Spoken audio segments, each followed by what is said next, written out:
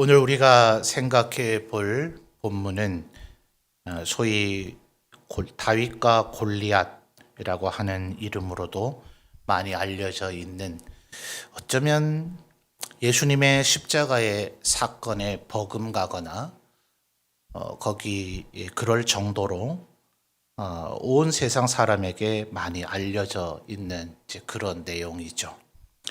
예수 믿는 우리뿐만 아니라 세상에서도 많이 회자되고 심지어 인용되기도 하는 다윗과 골리앗의 싸움이다, 이렇게 불려지고 있는 내용입니다. 오늘 설교의 제목은 45절에 나타난 다윗의 마음속에 이 골리앗 앞으로 나가게 만드는 어떤 동력, 무엇이 다윗을 이 거대한 거인 앞으로 나아가게 만들었는가 하는 것이지만, 또 다른 한편에서는 누가 이 소년을 전쟁터로 내몰았는가, 이런 부분도 한번 생각해 볼 필요가 있는 것 같아요. 자, 여러분, 먼저 시간이 좀 그럴 것 같아서 58절까지 전장을 읽지 않고 일부러 41절부터 읽었습니다만 주요한 구절들을 좀 확인해 보죠. 16절로 가보겠습니다. 16절 보시면, 여러분이 16절 읽어 주실까요? 시작.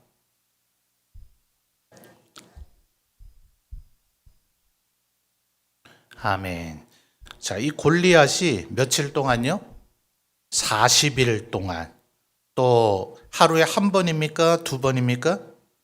조석으로, 아침 조자에 저녁 석자거든요. 그래서 영어 성경을 보면 every morning and evening 이렇게 되어 있어요. 그러면 몇 번이에요? 산술적으로 무려 80번이나 나와서 한판 붙자 이렇게 한 거예요. 이 고대 전쟁은 뭐 그냥 병력의 숫자로 전쟁을 할 수도 있지만, 그렇게 되면 사실 희생자가 너무 크잖아요. 그래서 이제 병력이 양쪽 진영에 1, 2, 3절을 보면 골짜기를 두고 양쪽 진영이 좀 진을 쳤다. 그러니까 지금 뭐 공교롭게도 지금 이 전쟁에서는 다윗과 골리앗, 소위 1대1의 상황이 워낙 부각되기 때문에 다른 병력의 숫자에 대해서는 그다지 사무엘의 저자가 밝히고 있질 않아요. 그러나 지금 17장 1절과 2절을 보면 블레셋 사람들은 1절 하반절에 에베스 담밈이라고 하는 별개의 진영이죠. 심지어 이제 1절의 부연 설명을 보면 소고라고 하는 지명과 아세가라고 하는 지명 사이에 에베스 담밈이라고 이렇게 얘기하고 있고요. 또 2절에는 이스라엘 백성들은 엘라 골짜기에 진을 쳤다. 3절을 다시 보면 블레셋 사람들은 이쪽 산에 섰고 이스라엘은 저쪽 산에 섰다고 말할 정도로 양쪽 진영의 군대가 지금 엄청나게 많이 있는 겁니다.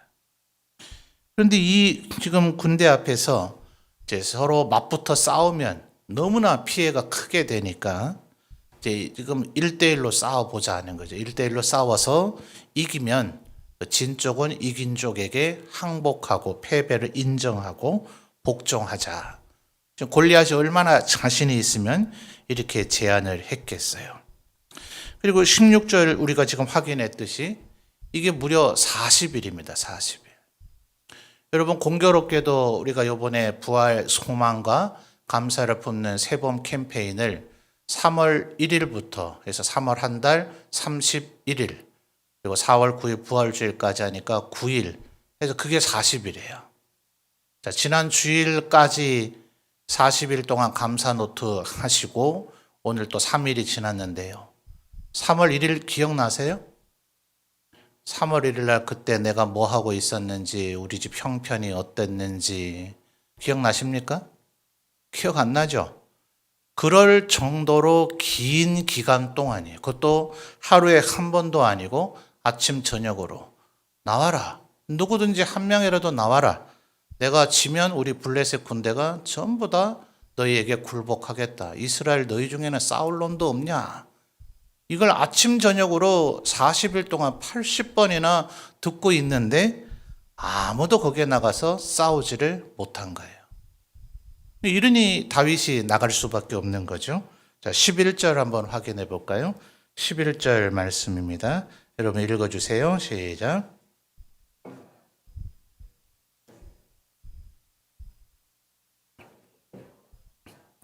자, 11절을 보니까 왜 40일 동안 골리앗이 이렇게 하고 있는데도 불구하고 아무도 나가서 싸우지 못했을까요? 11절을 보니 사울과 온 이스라엘이 하반절에 뭐 했다고요? 크게 두려워하니라.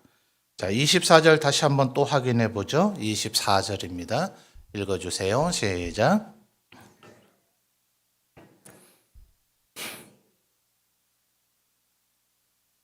예. 이스라엘 모든 사람이 심히 두려워했다.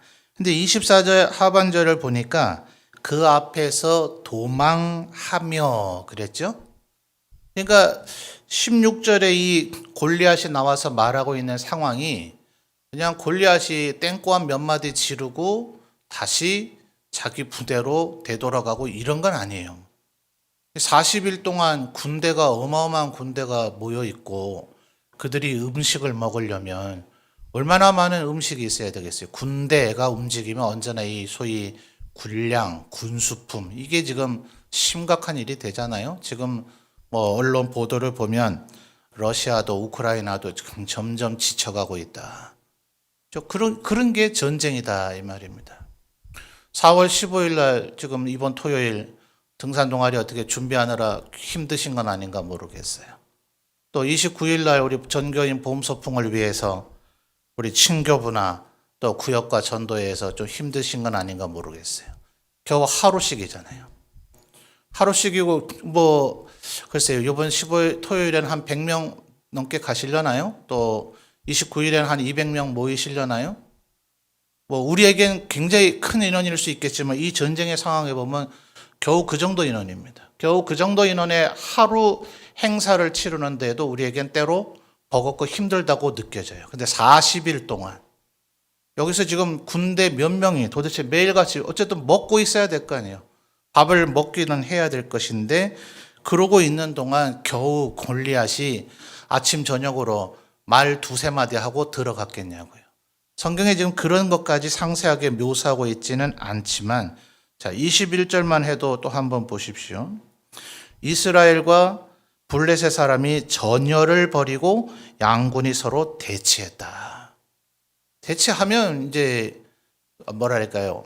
국지전이라 그러죠. 국지전. 소규모 전투는 일어나기 마련입니다. 서로 뭐 티격태격 좀 치고받고 했겠죠. 그러는 사이에 분명히 전사자들이 이스라엘 진영에는 늘어나고 있었을 거예요.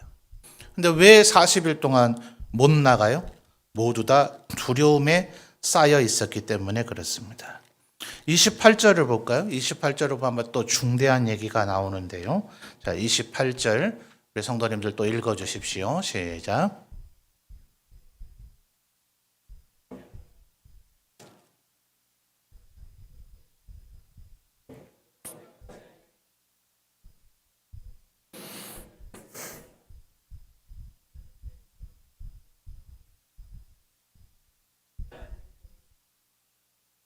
아멘.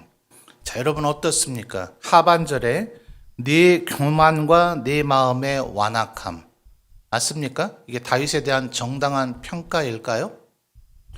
여러분 우리는 앞에 16장에서 사무엘이 누구에게 기름 부으려고 했었나요? 자, 16장 6절로 거슬러 가서 보죠. 16장 6절입니다. 16장 6절. 자, 여러분 읽어 주세요. 시작.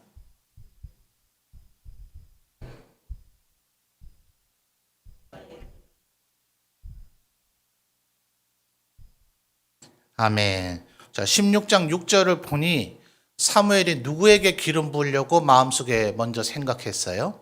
바로 이 엘리압이죠. 지금 방금 전에 우리가 17장 28절에서 확인했던 그 엘리압입니다. 그런데 16장 13절을 보시면 자, 이번엔 제가 읽어볼까요? 16장 13절. 사무엘이 기름불 병을 가져다가 그다음 어떻게 했죠? 그의 형제 중에서 자, 그 앞에 10절을 보면 그의 아들 7이 다 지금 사무엘 앞에 일종의 인터뷰, 맞선을 본 거예요. 그러니까 지금 13절의 상황은 아버지 이새와 7 형님들이 다 보는 가운데 다윗의 머리 위에 기름이 부어졌습니다. 자, 이 기름 부으심, 이게 바로 히브리 말로는 메시아, 헬라 말로 그리스도라 그랬죠. 그러니까 왕과 제사장, 선지자예요. 그러면 제사장은 아론의 후손만 될 수가 있으니 지금 다윗은 유다 지파니 절대로 아론의 후손이 아니잖아요. 그러면 다윗의 머리 위에 기름 부었다는 이 일은 두 가지밖에 없는 거예요. 왕 아니면 선지자입니다. 그러면 이제 7 형제는 당연히 알아야 되죠. 그러니 17장 28절에 엘리압의 이런 태도와 이런 말이 타당합니까? 타당 안 합니까? 타당 안 하죠. 자기 눈으로 분명히 봤잖아요. 선지자 사무엘을 보내서 하나님께서 기름 부으신 자는 누구라고요? 내 동생 다윗이다. 자기가 직접 목격도 했어요. 그런데 사무엘이 자기에게 기름을 부으려고 할 정도로 엘리압이 잘났단 말입니다. 그러니 뭐해요? 교만과 질투가 있겠죠. 사실은 28절 하반절에 교만함과 완악함은 바로 자기 자신이죠. 도대체 40일 동안 엘리압은 뭐하고 있었어요?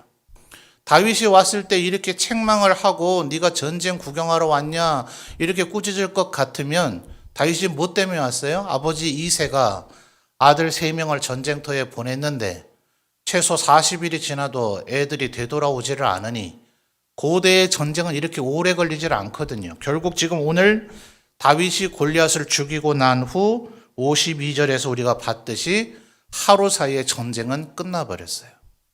그러니까 아버지 이세 입장에서는 벌써 끝났어야 될 전쟁이 40일 동안 왜 안 끝나고 있냐? 자, 요즘 군대는 뭐 입대하면 그러라 그러죠. 총도 주고 먹을 것도 주고 잠잘 것도 다 준다 이러잖아요. 그죠? 근데 고대 전쟁은 그거 아닙니다. 칼도 자기가 준비해야 되고요. 자기 먹을 것도 다 기본적으로 자기가 준비해야 됩니다. 그러니 아버지 이세가 우리 아들 3놈 굶어 죽겠다 싶어서 먹을 거 갖다 주라고 온 거예요. 먹을 거 다 떨어질 동안 도대체 엘리압 뭐 하고 있었냐고요. 자기는 여전히 우리가 이미 앞절 11절과 24절에서 확인한 것처럼 사울과 함께 두려움에 사로잡혀 있는 이스라엘 모든 군대 가운데 엘리압이 포함이 됩니까? 안 됩니까? 포함되죠. 두려움에 휩싸여 가지고 하나님의 이름이 지금 모욕을 당하고 있는데 아무것도 못하고 있었으면서 싸우겠다는 다윗에 대해서 이렇게 폄훼하고 비난하고 있는 거더라는 거예요. 자, 그럼 여러분 다윗의 마음에는 두려움이 있었을까요? 없었을까요? 예? 다윗의 마음엔 두려움이 있었을까요? 없었을까요? 한번 대답해 보십시오. 두려움이 있었을 것 같다 생각되는 분 아멘 해보세요. 두려움이 없었을 것 같다 생각되는 분 아멘 해보세요. 두려움이 없을 것 같다가 조금 작네요. 여러분 다윗에 대한 모욕 아닙니까? 다윗이 무슨 두려움이 있겠어요? 근데 정확히 잘 보셨어요. 다윗이라고 왜 두려움이 없겠어요? 한번 확인해 볼까요? 21장으로 넘어가 보죠.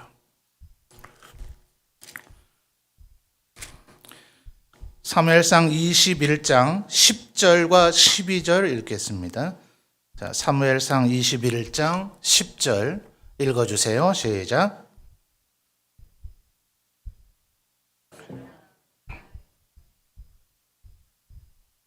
자, 10절을 보니까 다윗이 누구를 두려워했어요? 사울을 두려워했어요. 12절 읽어주세요. 시작.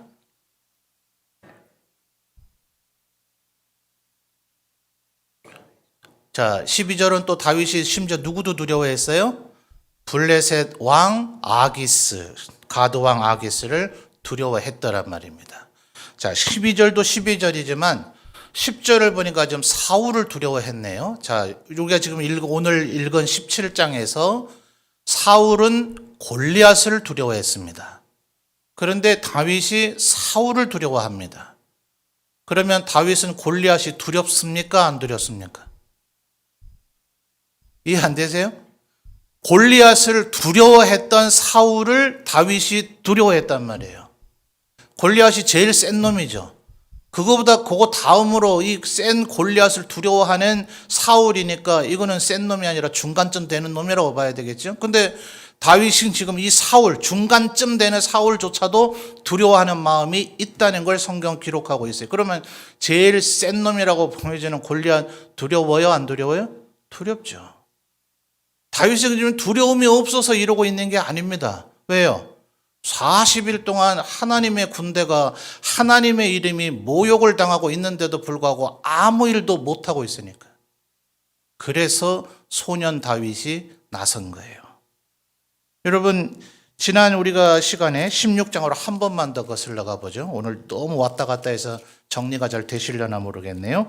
16장 18절 다윗에 대한 평가였었죠. 자, 16장 18절 읽어주십시오. 시작.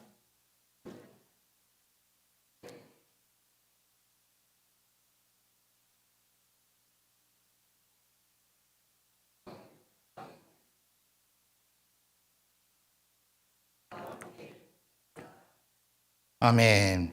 자, 여러 가지 특징이 있죠. 수금을 탈 줄 알고, 그 다음에 용기, 무용, 구변은 이제 말 잘하는 재주다 이 말입니다. 준수한 것은 외모를 얘기하는 건데요. 그 중간에 있는 용기와 무용이라고 얘기했죠. 여러분, 용기가 뭘까요? 바로 지금 우리가 16장, 17장, 21장 3장을 살펴봤듯이 용기란 두려움이 없는 것이 아니라 두려움을 극복하는 태도이다. 용기가 뭐라고요? 두려움이 없는 것이 아니라 두려움을 극복하는 것, 그것을 용기라고 한다는 거예요. 여기 있는 우리 성도님들 가운데 아마 서로 볼 때 저분은 믿음도 좋다, 시련을 잘 이겨내는 것 같다, 세상 환난, 염려, 근심, 걱정하도 아무런 두려움이 없는 것 같다. 천만에요. 그런 사람이 어디 있습니까? 모두가 두려워합니다. 여러분, 시편을 보시면 다윗이 가장 많이 거론하고 있는 감정의 표현 단어가 두려움입니다. 내가 절대로 그 누구도 두려워하지 않으리이다.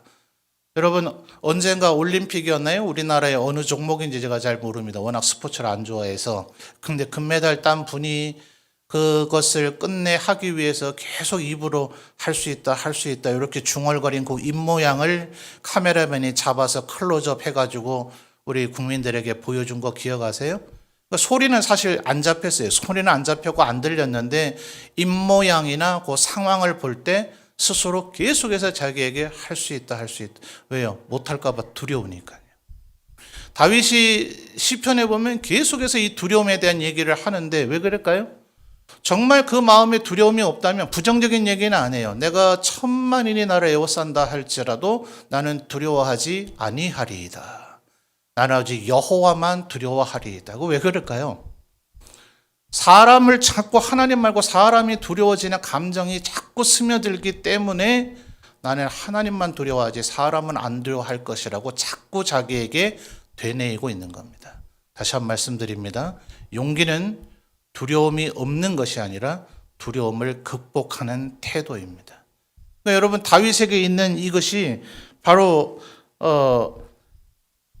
이미 지금 16장 18절 하반절에 소년들의 평가라 그랬죠. 지난 시간에 우리 16장 설명할 때 사울의 신하들 중에 좀 이름난 놈은 아비넬이라든지요. 심지어 대제사장 집안을 죽이는 에돔 사람 도액조차도 이름을 언급하는데 16장 18절에 다윗에 대해서 논평을 하는 인물평을 하고 있는 이 사람은 이름조차도 거론되지 않을 미비한 사람조차도 말하기를 18절 하반절에 여호와께서 뭐 한다고요? 그와 함께 계시더이다. 이게 바로 다윗이 용기를 낼 수 있는 원동력입니다. 세상 사람들 같으면 네 스스로 네 마음을 연단해라. 너 스스로 마인드 컨트롤 해라. 네 스스로 너를 이렇게 해서 용기를 내라고 얘기하겠지만 그건 진정한 용기가 아닙니다. 때로는 만용이고 때로는 무모함이 될 수가 있습니다. 하나님께서 우리와 함께 하실 때 낼 수 있는 용기, 그게 진정한 용기이죠. 자, 37절, 우리가 오늘 17장 37절을 보면 아이러니하게도 엘리 제사장의 얘기를 우리가 1장에서 봤었는데요.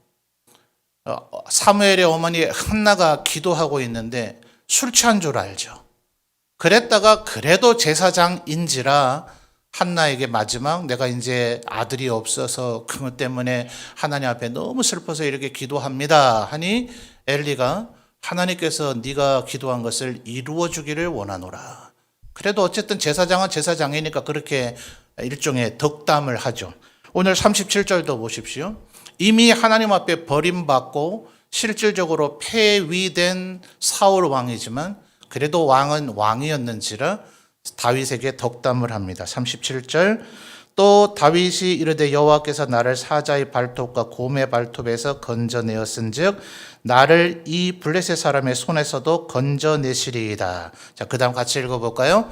사울이 다윗에게 이르되 가라 여호와께서 너와 함께 계시기를 원하노라. 그래도 사울이 어쨌든 명색의 왕은 왕이죠. 다윗에게 말하기를 하나님께서 너와 함께 하시기를 원하노라. 여러분 다시 한번 말씀드립니다. 다윗에게 두려움이 없었던 게 아닙니다. 그러나 그것을 이길 수 있는 그 용기는 하나님이 그와 함께 하시기 때문에 용기를 낼 수 있더라. 아까 우리는 이미 28절에서 형 엘리압의 다윗에 대한 책망, 좀 부당한 책망이지만 책망을 보았습니다만 다윗은 지금 전쟁을 구경하러 온 게 아닙니다. 그리고 교만함과 완악함 때문에 나간 게 아닙니다. 오늘 우리가 읽어야 될 45절에서 47절을 보십시오. 거기서 계속 강조되는 것은 하나님입니다. 하나님.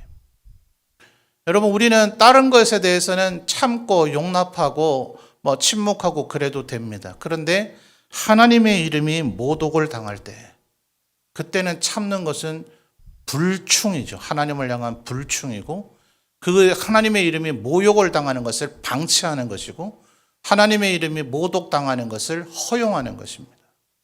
죄악이 벌어질 때, 악한 일들이 벌어질 때 하나님의 백성은 그것을 중단시켜야 할 의무가 있는 거예요. 그러니까 지금 다윗은 그것 때문에 나서고 있는 겁니다. 46절 하반절에 뭐라 합니까? 온 땅으로 이스라엘에 하나님이 계신 줄을 알게 하겠고 47절 상반절에 뭐라 합니까?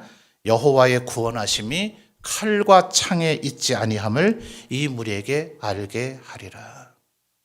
이거 원래 누가 했었어야 될 일이에요. 이거 누가 했었어야 될 일이죠? 왕이 했었어야 될 일입니다. 실질적으로 지금 누가 왕입니까? 다윗이 왕인 거죠.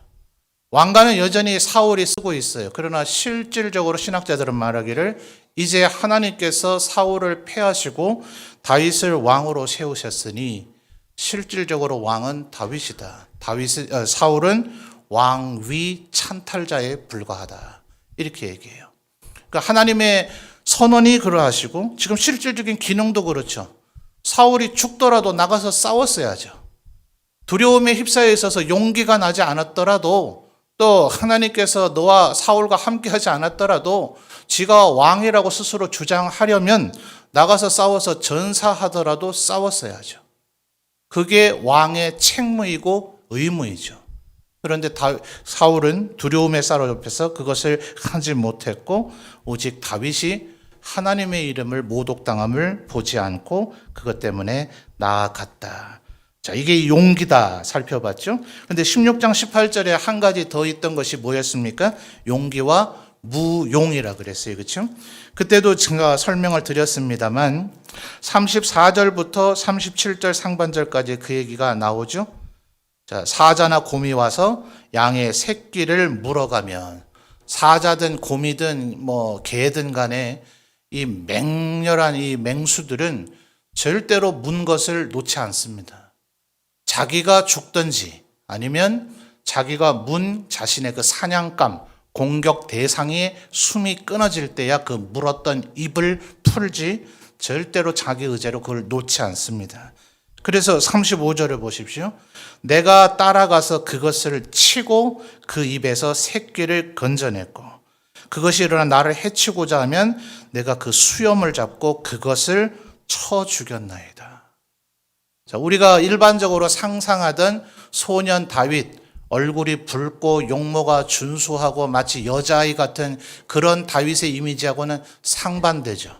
이 두 개의 양면적 모습이 다윗에게 있더라 하는 거예요. 하나님을 찬양하고 하나님 앞에 기도하고 하나님 앞에 겸손한, 그러나 하나님의 이름을 모욕하고 하나님을 대적하는 자들에게는 마치 맹수와 같은 다윗.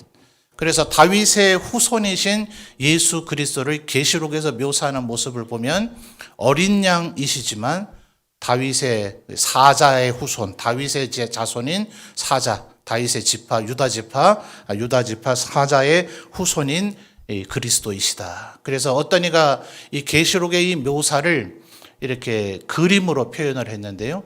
어린 양이에요. 어린 양인데 햇빛이 강렬하게 비쳐서 실루엣이라 그러죠. 그림자가 비춰지는데 그 그림자는 맹수 사자입니다. 이게 바로 다윗의 양면성이다 하는 거예요. 우리 성도님들 이러셔야 돼요. 하나님 앞에 겸손해야 되고 그분께 기도하고 찬양하는 그런 우리의 모습이어야 되지만 죄 앞에서 우리는 사자여야 됩니다. 거기서 반대로 할 때가 있죠. 성도들과의 관계에서 사자처럼 굴고 죄 앞에서는 정말 어린 양처럼 아무것도 못하는, 그게 비겁한 것이고 그게 사울과 같은 것입니다. 여러분 39절을 보십시오. 이 다윗이 나가 싸워서 이길 수 있는 또 비결이 뭔가? 39절 여러분 읽어주세요. 시작.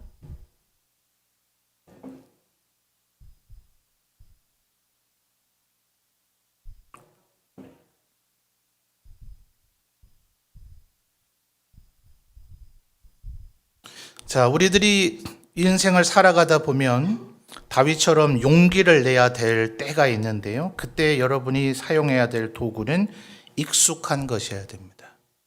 사울이 자신의 갑옷을 주려고 하지만 지금 이 다윗의 나이에는 이것이 익숙하지 않아요. 그래서 그 갑옷을 입지 않습니다. 여러분, 몽골이라고 하는 나라가 대제국을 건설했죠. 특별히 유럽까지 쳐들어가서 아주 대단한 일을 해냈는데요.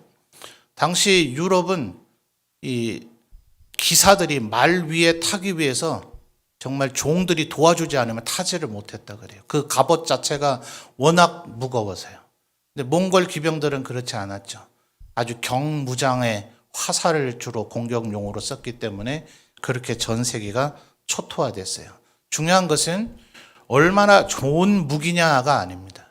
자꾸 사람들은 화려한 갑옷, 아주 육중한 그 무게감을 가지는 무기, 그런 것이 나에게 좋을 것이라고 생각하죠. 근데 그렇지 않아요. 내가 가장 익숙하게 쓸 수 있는 것이 무엇이냐. 일을 못하는 사람은 내가 요것만 되면 뭘 할 수 있는데, 요것만 되면 뭘 할 수 있는데, 성경의 원리는 그렇지 않죠. 작은 일에 충성하라. 그러면 내가 너에게 큰 일을 맡기리라. 절대로 하나님 믿지 않으십니다. 현재 일에 충성하지 않은 사람에게는 더 큰 일은 절대로 맡기지 않으세요. 현재 하고 있는 일을 최선을 다하는가, 할 수 있는가. 자, 그래서 51절을 보면 결국 그 돌이 골리앗의 이마에 박혔지만 51절에 골리앗의 칼을 빼서 골리앗을 죽입니다.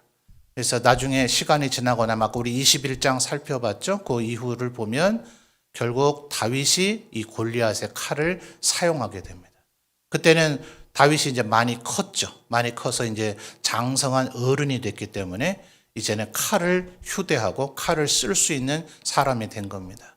어떤 이들은 골리앗을 죽일 때 물맷돌 썼다고 해서 죽을 때까지 물맷돌 쓰겠다고 고집부리는 사람이 있어요. 바보 멍청이죠. 또 칼을 쓰는 것은 신앙이 아니다라고 생각해요. 아닙니다. 절대로 아니죠. 익숙한 것이 무엇이냐. 바로 익숙한 것을 가지고 쓰는 것, 그것이 용기다 하는 거예요.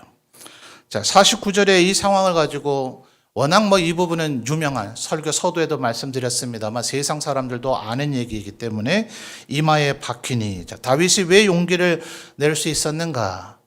다른 모든 이스라엘 군대는 골리앗이 너무나 커서 두려워했지만 다윗은 생각하기를 흔히 맞출 면적이 넓구나라고 생각했다는 거죠. 발상의 전환이죠. 발상의 전환. 우리가 이 세상을 살아가거나 또 하나님의 일을 할 때에도 두려움에 사로잡히면 아무 판단도 못 합니다. 근데 생각을 바꿔보세요. 발상을 전환하시면 그것이 오히려 기회가 될 겁니다. 자, 위기라는 단어가 그렇다 그러죠. 위험하지만 기회예요, 기회. 위기가 가장 좋은 기회일 수 있습니다. 오히려 위기가 우리를 더 큰 승리의 자리로 이끌게 될 것입니다. 여러분, 아이러니하게도 사울이 뭐 때문에 버림을 받았죠? 아말렉의 왕 아각을 죽이지 않아서 버림을 받았어요. 다윗이 지금 뭐 때문에 쓰임 받고 있죠? 골리앗을 죽였기 때문에 쓰임을 받고 있습니다. 하나님의 이름을 대행하는 것은 마치 이와 같습니다. 살리는 것이 능사가 아니라 죄를 멸하는 것. 이것이 하나님의 군대, 또 나아가서 하나님이 세우신 왕이 해야 될 일이다 하는 거예요. 바울 사도가 디모데에게 뭐라 그럽니까? 하나님께서 우리를 그리스도의 군사로 부르셨으니 너도 나와 함께 고난을 받자. 군사로 부르심을 받은 자들은 그 부르신 자를 위해서 사는 것이다 라고 얘기했습니다.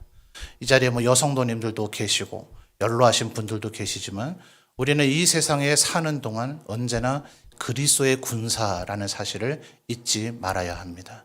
하나님의 이름이 모독당하지 않으시도록, 하나님의 이름이 오직 영광만 받으시도록, 우리가 주기도문에서 늘 외기하는 것처럼 하나님의 이름이 거룩히 여김을 받으시기를 원하는 것, 십계명에서 기록된 것처럼 하나님의 이름이 망령되의 일컬음을 받지 않도록 하는 것, 이것이 하나님의 백성들의 의무이고 책임이고 충성이다 하는 것입니다.